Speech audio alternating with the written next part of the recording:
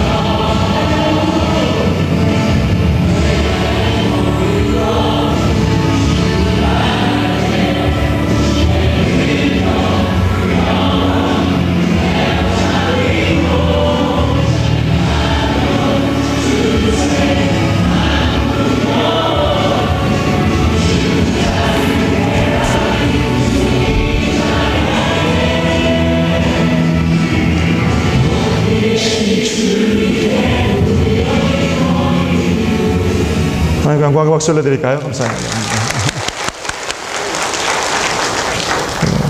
그 첫 번째 찬송이 이제 일어납시다, 그런 찬송이었죠. 새벽을 깨웁시다. 그리고 새벽 예배는 많이 나오시지 못했지만 지역장들의 찬양에 이어서 유아부 아기들, 80대 권사님들, 하모니카, 플룻, 색소폰 연주, 수화 찬양, 그리고 매일 연습하시던 워십 댄스, 그리고 아름다운 중창단, 문화교실, 아름다운 하모니가 참으로 복되고 귀한 감사의 날이었습니다. 우리만 즐거워한 날이 아니었죠. 그날 우리가 드린 헌금이 있는데 그 헌금은 송탄 지역의 1732여 가정 쌀을 나누게 됐습니다. 그 일은 3,500만 원 정도가 되는 일입니다. 여러분 여기 마음과 물질을 모아주셔서 12월 1일 오전 10시에 평택 바른미국 처리장에서 시장님을 모시고 함께 행사를 진행합니다. 여러분 참 복되고 귀한 일을 하셨습니다. 앞에 옆에 뒤에 분하고 인사하시는데요. 참으로 복된 일을 하셨습니다. 이렇게 인사하십시오. 참으로.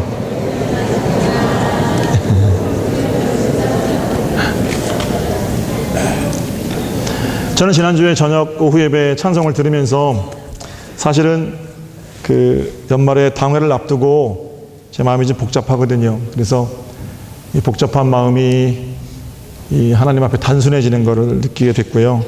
또 여러 가지 고민과 어떤 뭐라 그러죠?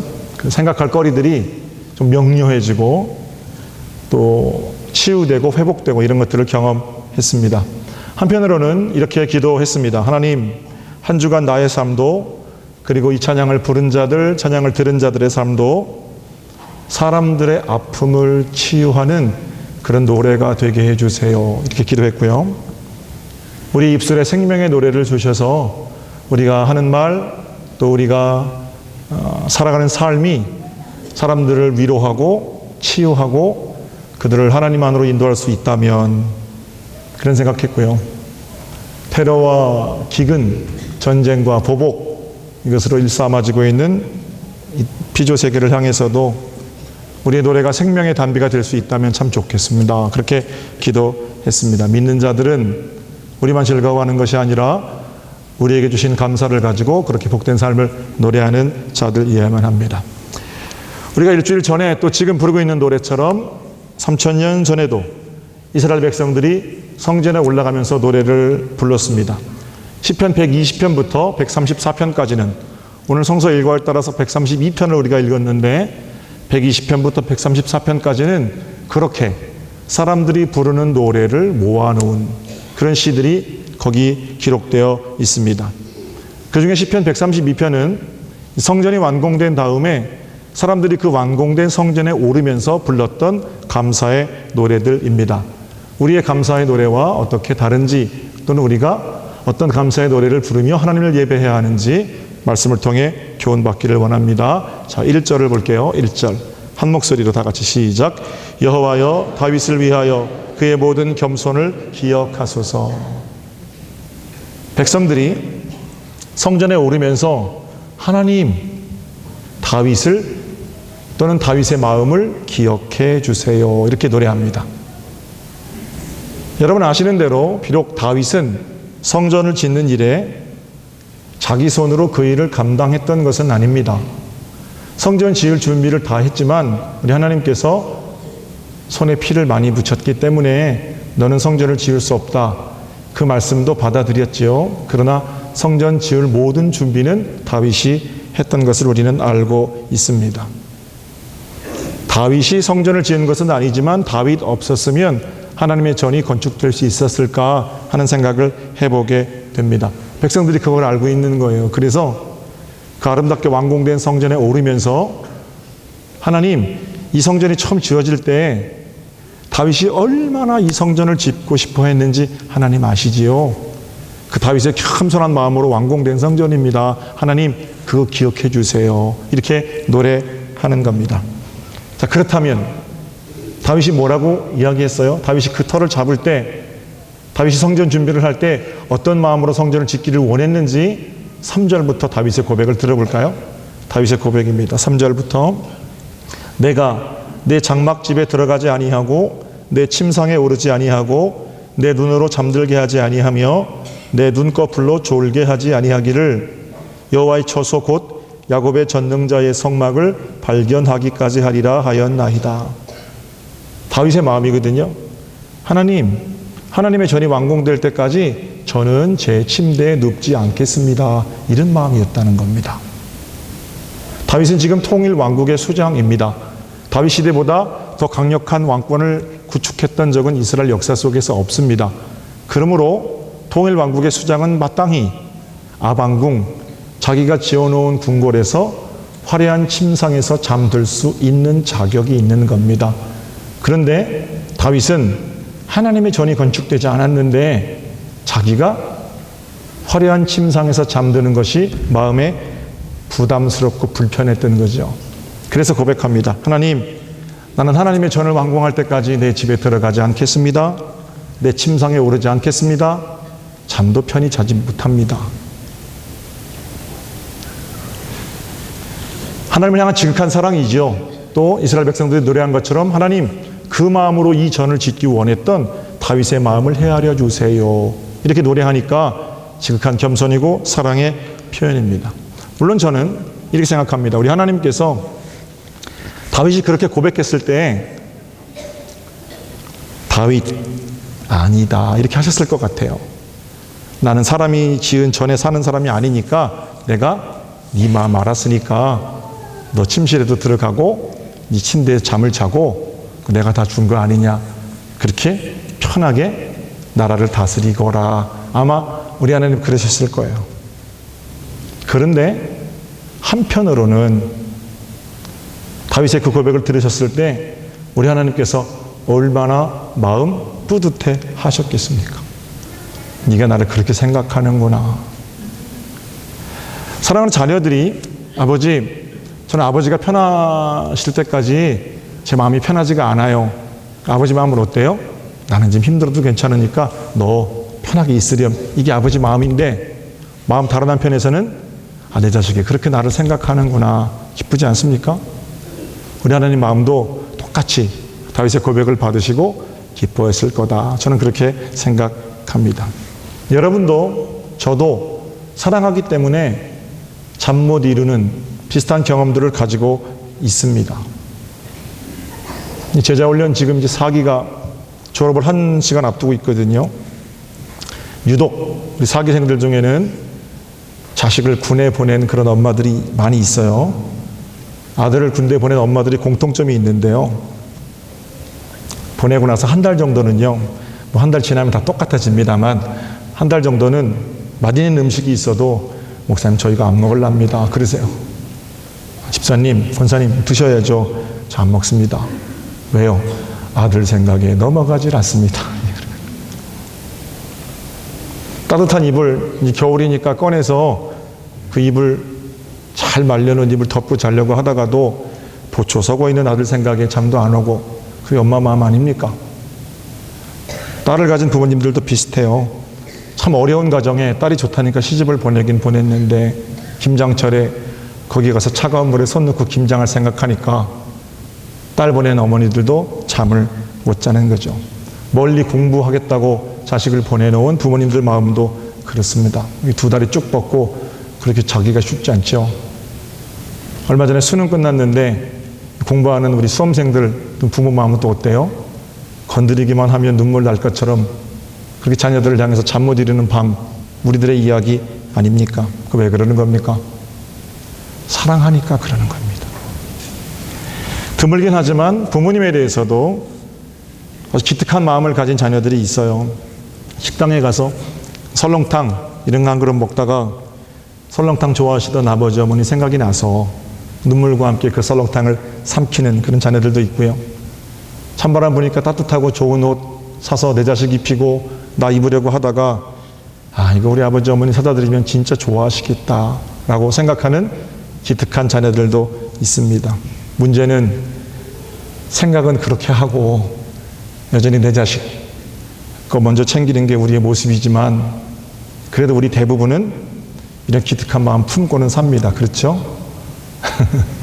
기특한 마음 왜 품고 사는 겁니까? 왜 이런 생각 드는 겁니까?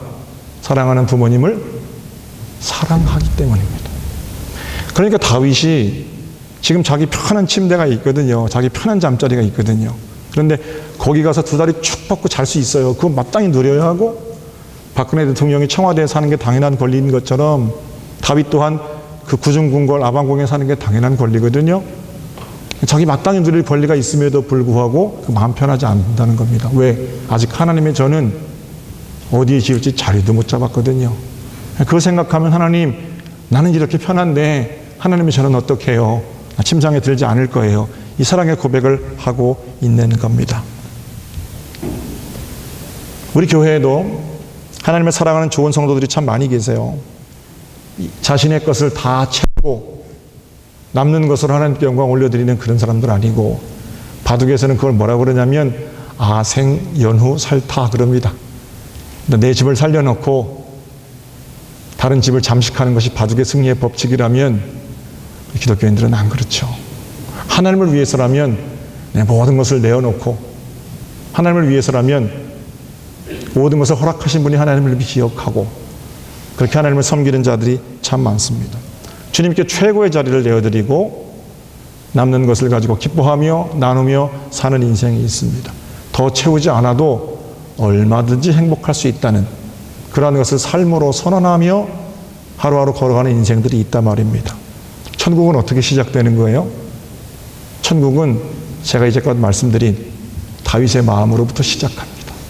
채워도 허탈한 욕심으로부터는 절대로 천국을 시작할 수 없습니다.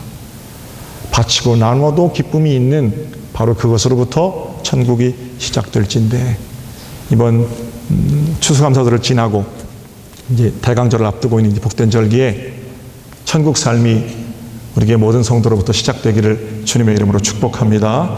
6절과 7절을 볼까요? 6절과 7절. 다윗의 얘기입니다. 우리가 그것이 에브라다에 있다함을 들었더니 나무밭에서 찾았도다. 우리가 그에 계신 곳으로 들어가서 그의 발등상 앞에서 엎드려 예배하리로다. 다윗의 고백으로 읽을 수도 있고, 노래하는 사람들은 그 후손들이니까 그 사람들의 고백으로 읽을 수도 있는데, 제가 좀 편하게 풀어볼게요. 하나님, 여기 우리가 이 전에 오르면서 예배하는데 이 전터는 그토록 하나님을 사랑하던 다윗이 발견한 하나님의 전입니다. 다윗이 이것을 발견하고 노래하던 그때로부터 우리는 지금까지 주님의 발 아래 엎드려서 주님을 예배합니다. 성전에 오르는 기가 막히게 감격적인 노래죠.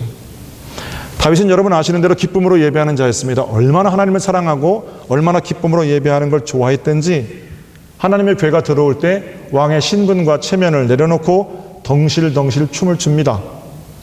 고상한 춤을 배워서 추는 게 아니고 자기가 할 수 있는 최고의 기쁨을 그렇게 춤으로 표현하는 겁니다. 그런데 그때 입고 있던 옷이 배옷이거든요. 배옷. 일반 평민들이 입는 배옷, 속이 훤히 들여다 보이는 그런 옷입니다. 그러니까 그 옷을 입고 춤을 추니까 옆에 있던 왕비가 뭐라고 그래요? 왕이 체면도 없이 그런 그 사람들 앞에서 그렇게 춤을 추면 어떻게 하냐고 핀잔할 정도로 왕의 신분인 다윗이 진짜 왕이신 하나님 앞에서, 왕이신 나의 하나님, 내가 주님을 높여드립니다, 덩실덩실 춤을 추는 겁니다. 경거망동하지 마십시오라는 핀잔을 듣기까지. 그거 왜 그런 겁니까? 그게 감격스러워서 그래요. 하나님을 만나는 기쁨이 감격스러워서 그렇습니다. 그런 차원에서 우리가 드려야 할 예배는 감격의 잔치가 되어야 합니다. 주님 발 앞에 엎드린다는 것은 예배하고 나면 감격하고 있는 내가 보이는 게 아니라, 나는 엎드렸으니까 주님만 보이는 게 진짜 예배죠. 주님만 빛나시는 게 진짜 예배죠. 나는 감격함으로 당신의 다스리심을 받겠습니다 라는 고백이 있는 예배가 진짜 예배입니다. 무서워서 엎드리는 거 아니에요. 하나님이 엎드리지 않으면 나를 어떻게 하실 거다, 이게 아니고 생명까지 내어주신 주님의 사랑이 감격스럽기 때문에 엎드리는 겁니다. 지난주 찬양축제 하는데 마지막 순서가 우리 샤론 종창단하고 장권사님 또 강집사님 두 분이 같이 참여하셔서 제가 너무너무 좋아하는 찬송인데 그 찬송을 불렀어요. 다음 주 일 헌금송을 부탁 제가 드렸는데 가사를 제가 불러드리겠습니다. 주보혈 날 정결케 하고 주보혈 날 자유케 하니 주 앞에 나와 예배하는 이 시간 나의 모든 것을 주께 드리네. 주의 손 날 위에 찢기셨고 주의 발 날 위에 박히셨으니 이제는 내가 사는 것이 아니요 오직 주를 위해 사는 것이라. 주의 손에 나의 손을 포개고 또 주의 발에 나의 발을 포개어 나 주와 함께 죽고 또 주와 함께 살리라. 영원토록 주 위에 살리라. 너무너무 가사가 은혜로워요. 여러분, 그럼 찬송 속에서 주의 손에 나의 손을 포개고 이렇게 찬송하잖아요. 그 포개한다는 건 뭡니까? 주님 맞으셔야 할 그 못을 내가 맞을 테니까 치라는 거예요.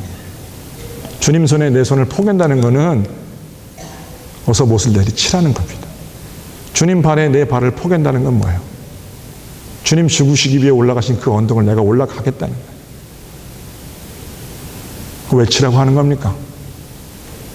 그렇게 나를 죽이면 내가 주와 함께 살 것을 믿기 때문에 그런 겁니다. 예배는 주님과 함께 죽고 주님과 함께 사는 감격이 있는 게 진짜 예배예요. 여기 와서 10년, 20년 예배하는데 아무것도 죽지 않고 10년, 20년 예배하는데 아무것도 되살리심의 경험을 느끼지 못했다면 우리 예배가 문제가 있는 거죠.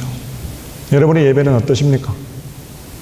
주와 함께 죽고 주와 함께 사는 감격이 있습니까? 몇 주 전에 예배가 끝났는데 우리 권사님 한 분이 저한테 오셨어요. 그래서 앞에 앉아 계신데, 목사님, 오늘 예배를 설교를 듣는데 나도 바디메오처럼 다윗의 자손 예수야 그렇게 소리 지르고 싶었습니다. 그러세요. 눈물이 그렁그렁한 채로 제게 말씀하세요. 은혜가 된 거죠, 말씀이. 그 권사님은 감리교 목사님 아드님이세요. 아주 유명하신 목사님 아드님이십니다. 목사의 아들이라는 것은 저도 목사 아들이지만 어릴 때부터 말씀을 아주 지겹게 듣고 자란 거예요.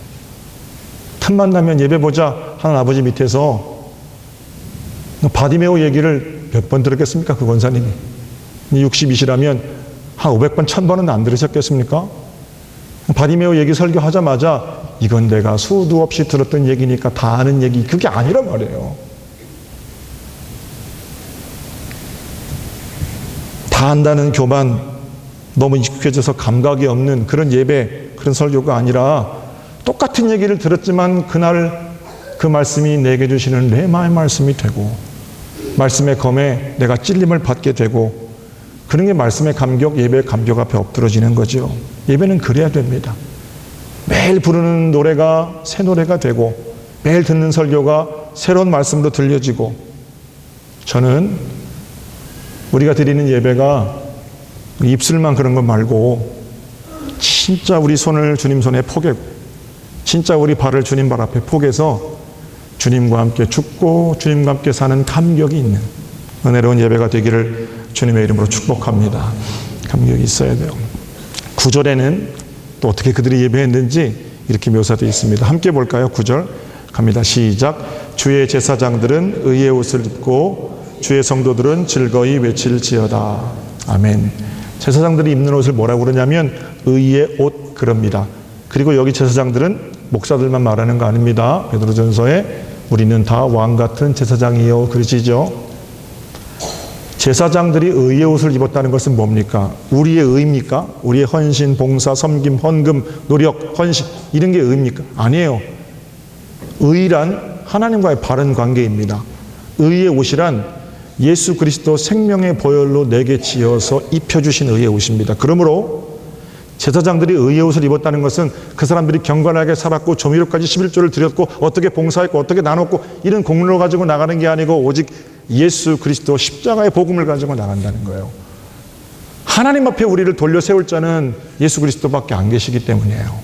그러므로 의의 옷을 입었다는 것은 우리가 유일하신 구세주 예수 그리스도의 이름으로 하나님 앞에 선다라는 거고요. 예수 그리스도의 피의 공로로 하나님과 화목하게 된 우리는 어떻게 노래하라고 그러세요? 즐겁게 노래할지다. 즐겁게 외칠지어다. 예배는 즐거움의 잔치입니다. 그런데 즐거움의 잔치치고는 우리의 예배는 너무 심각해요. 옆에 분들 얼굴 한번 쳐다보십시오. 심각하십니까? 한번 물어보세요. 옆에 분에게 뭐가 그렇게 즐거우십니까? 이렇게 여쭈세요. 뭐가 그렇게 즐거우십니까?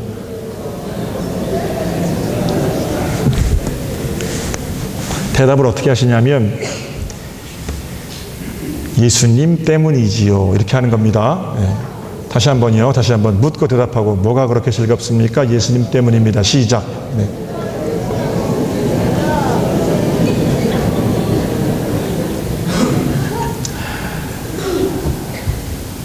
그냥 설교만 들었으면 좋겠는데, 그죠? 어색하고. 뭐가 그렇게 즐겁습니까? 누가 내게 물으면 우리 주님 때문이지요. 이렇게 대답할 수 있는 자가 즐겁게 예배하는 사람들이죠. 목사님 한 분이 안식년을 얻어서 전국을 여행하는데 주일이 됐답니다. 그래서 그 잤던 여관에서 주일날 아침에 예배를 봐야 되는데 그 여관 할머니한테 할머니 어느 교회 가서 예배를 드리는 게 좋을까요? 보니까 그 할머니는 예배당을 안 다니시는 분이세요. 어느 교회를 갈까요? 물었어요.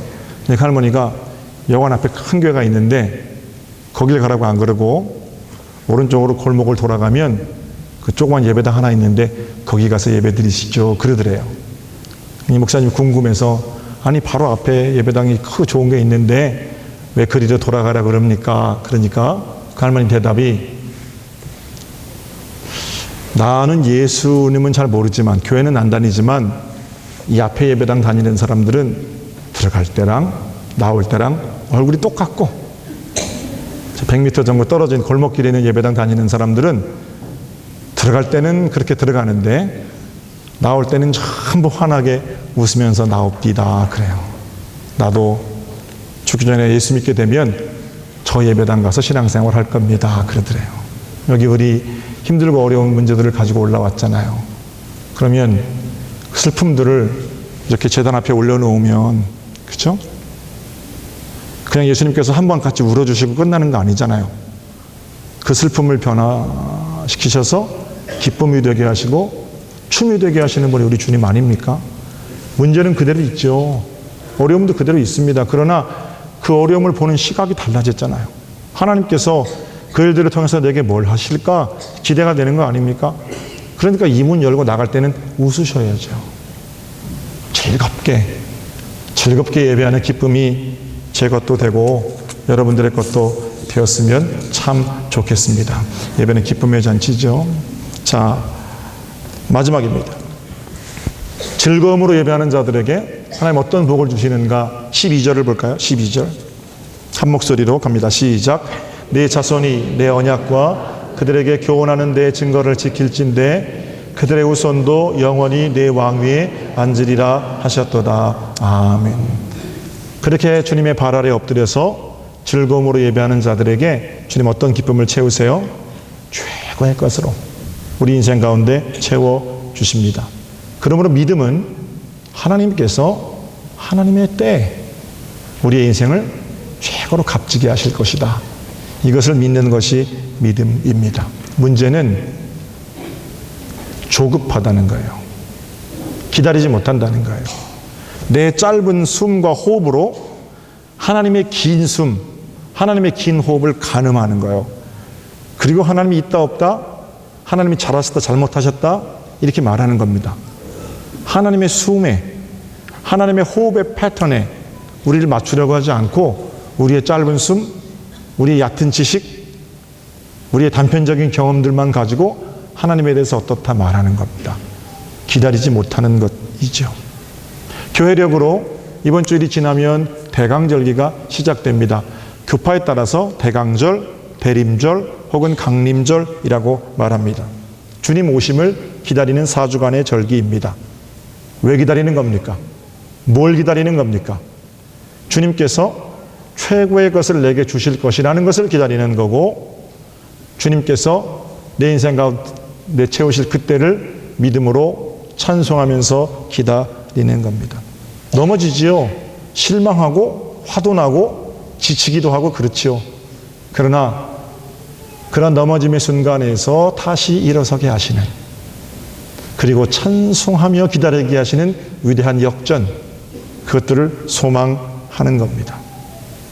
명심하셔야 할 것은 이를 악물고 저주하며 기다리는 게 아니에요. 찬송하면서 즐겁게 춤을 추고 뛰면서 그렇게 기다리는 겁니다.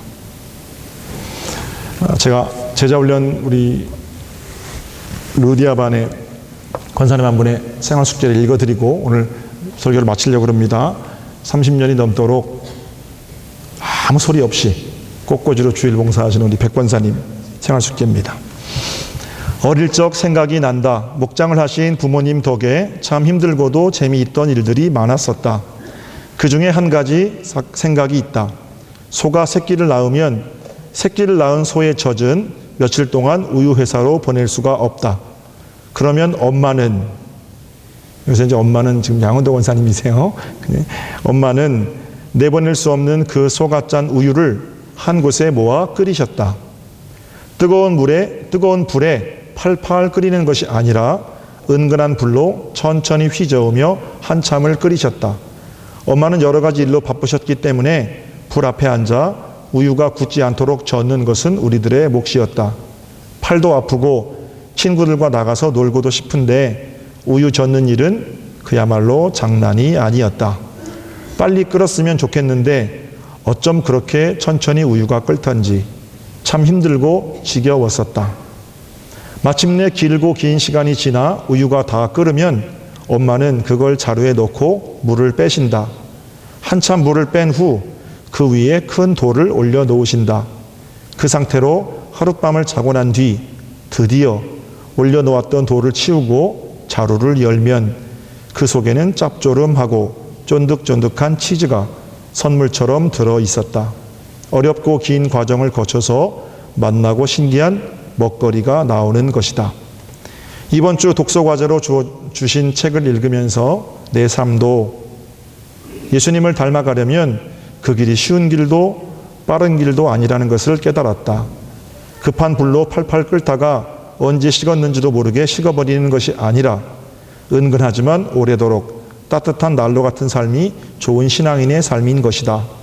마치 우유를 젓는 것처럼 현재 상황 속에서 즐겁게 천천히 기도하며 포기하지 않을 때 어느새 우리 삶은 만나는 치즈로 변해 있을 것이다. 나는 알고 있다. 마침내 나는 하나님께서 내게 주신 완전하고 넉넉한 행복의 자리에 함께할 수 있으리라는 사실을 말이다. 주님 감사합니다. 할렐루야. 감동이죠. 여러분과 제 삶의 노래가 때로는 아주 지루한 우유 젓기 같은 그런 반복이라고 할지라도 그 속에서 만나는 치즈를 기대하는, 그래서 그 우유를 저으면서 팔도 아프고 때로는 뜨겁기도 하고 조급하면 화도 나지만 찬송하는 겁니다. 즐겁게 찬송하면서 그렇게 지루한 반복 속에 영혼을 가져다 심을 때 기다림의 절기를 앞두고 그 지루한 기다림이 오히려 하나님을 최고로 높여드리는 찬송의 시간, 예배의 시간, 은혜의 시간이 될 겁니다. 이제 후로는 이를 악물고 그렇게 기다리지 마십시오. 악문 이를 열고 찬송하면서 예수 그리스도를 모셔드리십시오. 순간순간 우리를 즐거움으로 채우시고 또 다른 즐거움의 노래를 우리 입술에 주실 하나님을 기대하십시오. 그리고 마지막에는 우리를 통해서 복된 일을 이루어 가실 하나님, 그 좋으신 하나님을 향해 생명의 연주를 계속해 가시는 은혜의 삶이 여러분의 것이 되시기를 주님의 이름으로 축복합니다. 자, 기도드리겠습니다.